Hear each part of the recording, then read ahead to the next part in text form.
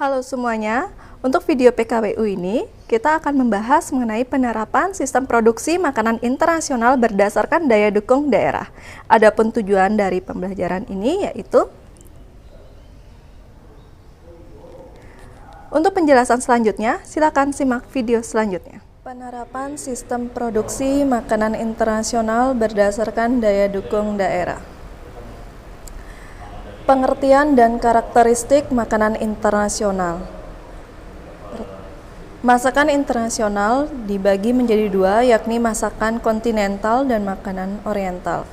Perbedaan antara masakan kontinental dan oriental dapat dijumpai dalam beberapa hal, seperti perbedaan dalam susunan makanan utama, teknik pengolahan, dan tata cara penyajian.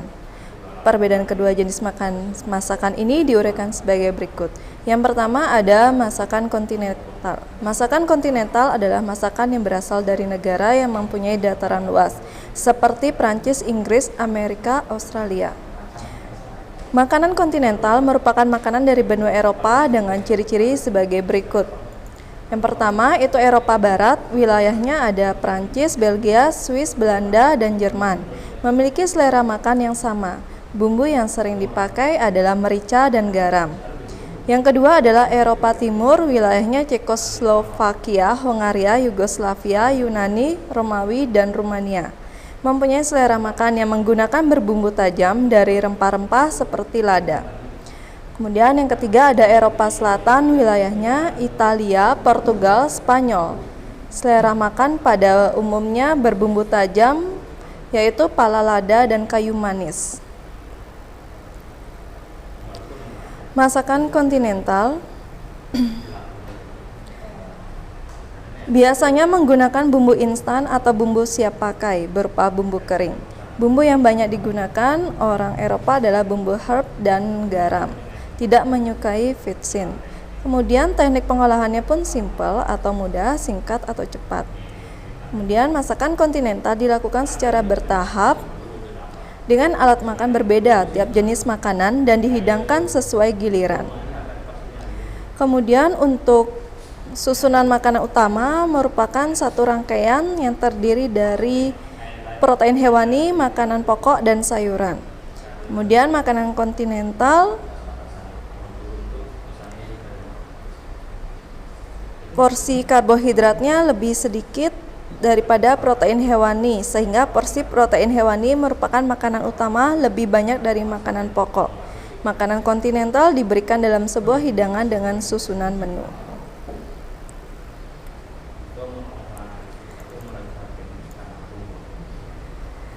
Kemudian untuk urutan menu kontinental adalah yang pertama ada santapan pemula dingin atau panas, kemudian ada sup, kemudian ada entree, kemudian ada santapan utama yang dapat berupa ikan, daging, atau ayam.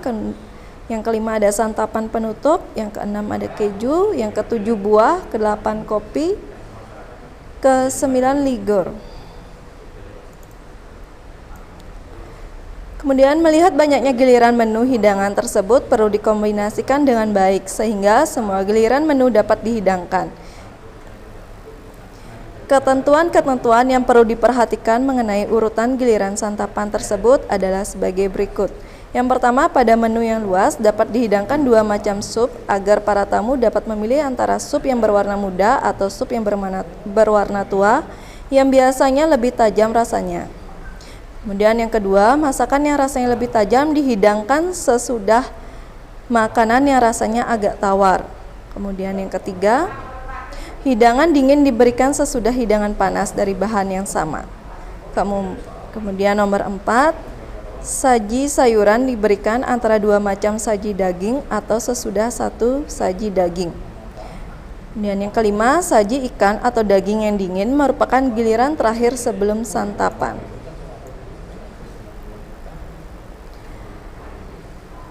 Kemudian untuk saat ini susunan menu makanan kontinental disusun menjadi 4 giliran, yaitu appetizer, soup, main course, dan dessert. Yang pertama akan kita bahas yaitu appetizer, yaitu makanan pembuka. Appetizer dalam istilah bahasa Indonesia yaitu hidangan pembuka dan berfungsi untuk membangkitkan selera atau merangsang nafsu makan. Kemudian appetizer hendaknya memiliki rasa yang enak, ringan, menyegarkan, dan berukuran kecil. Kemudian hidangan appetizer hendaknya disajikan dengan prima, meliputi rasa, aroma, penampilan, dan kesesuaian dengan alat saji agar dapat membangkitkan selera dan memberikan kesan bahwa hidangan yang akan disajikan setelahnya akan lebih enak. Kemudian appetizer hendaknya memiliki rasa yang dapat berupa hidangan panas atau dingin dan ada kalanya berasa pedas. Ini gambar merupakan contoh dari appetizer. Kemudian ada main course atau makanan utama. Makanan utama atau main course adalah hidangan pokok dari suatu susunan menu lengkap. Ukuran porsi main course lebih besar dari appetizer. Kemudian main course disajikan lengkap terdiri dari makanan sebagai sumber karbohidrat, protein, lemak, vitamin, dan mineral. Seperti sumber karbohidrat ada kentang, nasi, dan pasta. Sumber protein dan lemak yaitu daging, unggas, ikan, dan telur. Sumber vitamin dan mineral yaitu sayuran. Kemudian makanan yang dihidangkan terdiri dari lauk pauk hewani yang disertai kentang dan sayuran, antara lain lauk pauk hewani yang dihidangkan pada main course seperti daging, ikan, unggas, dan seafood yang diolah dengan bermacam-macam cara dan menghidangkannya dengan saus. Dan kemudian yang kedua, sayuran yang dihidangkan pada main course ialah sayuran kontinental. Pada umumnya seperti buncis, bunga kol, lobak putih, brokoli, dan asparagus. Untuk garnitur, kentang maupun penggantinya seperti macam-macam pasta yang dihidangkan dengan roti atau roll. Untuk nasi, kadang juga mengganti kentang dengan lauk yang sesuai.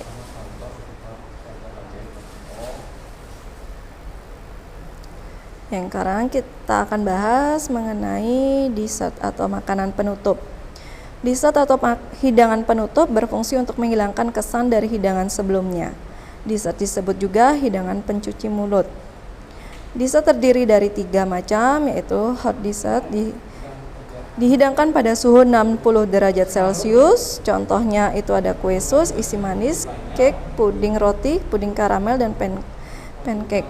Kemudian ada cold dessert dihidangkan pada suhu 10-15 derajat Celcius.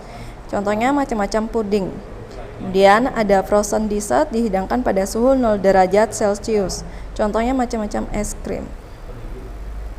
Ini merupakan contoh dari gambar makanan penutup. Kemudian selain susunan urutan makanan, kegiatan makan di negara-negara Eropa diberikan menurut pembagian waktu makan, yaitu ada breakfast dari jam 6 sampai jam 9. Kemudian brunch itu jam 10.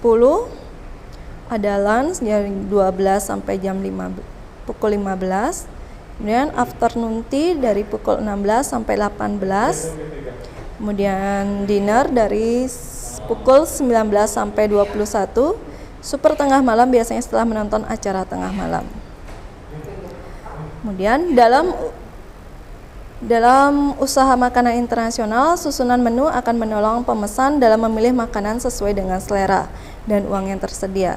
Menurut macamnya, menu ada yang disebut à la carte, yaitu pemesan menu makanan menurut yang tercantum pada suatu kartu menu lengkap dengan harganya.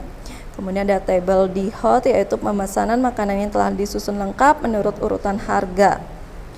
Kemudian ada chef recommendation, yaitu susunan menu yang dianjurkan oleh kepala dapur, dibuat lebih menarik untuk mengalihkan dari menu à la carte yang mungkin membosankan pemesan atau dapat juga untuk menghabiskan bahan yang tersedia. Kemudian ada spécialité de la maison, adalah susunan menu atau masakan yang menjadi keistimewaan dari suatu usaha makanan internasional hingga menjadi terkenal oleh makanan tersebut.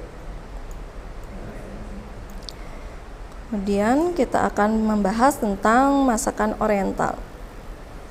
Masakan oriental merupakan jenis masakan yang berasal dari negara kepulauan daerah Asia seperti Indonesia, Cina, Jepang, India, Arab, Pakistan, dan negara timur lainnya.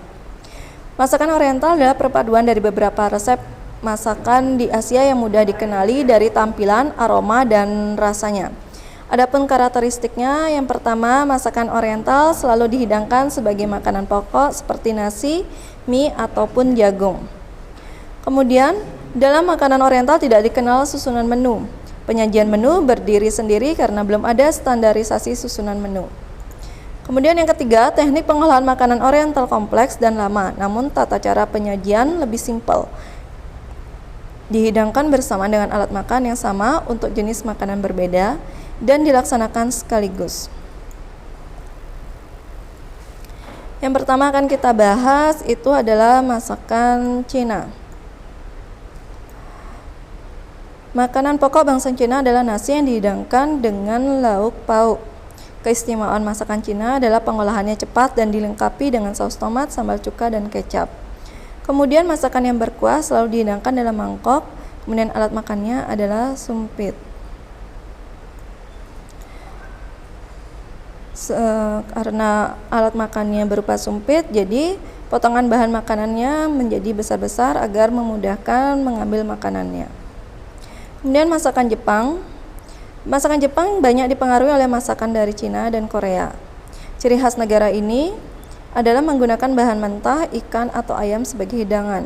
Susunan makanan Jepang dipengaruhi oleh susunan makanan Amerika, di mana selalu dihidangkan dulu semacam selada atau sup, kemudian makanan pokok dan dessert.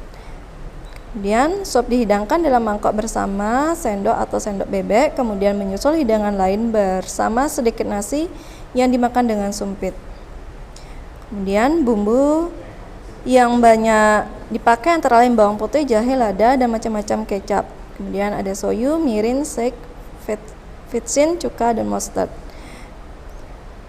Kemudian bahan makanan lain sama dengan masakan Cina. Alat-alat untuk menghidangkan makanan Jepang memiliki bentuk dan warna menarik dengan bahan dari lak dan porselen. Meja makan Jepang berkaki pendek dan orang yang makan duduk bersila sekelilingnya di atas bantal.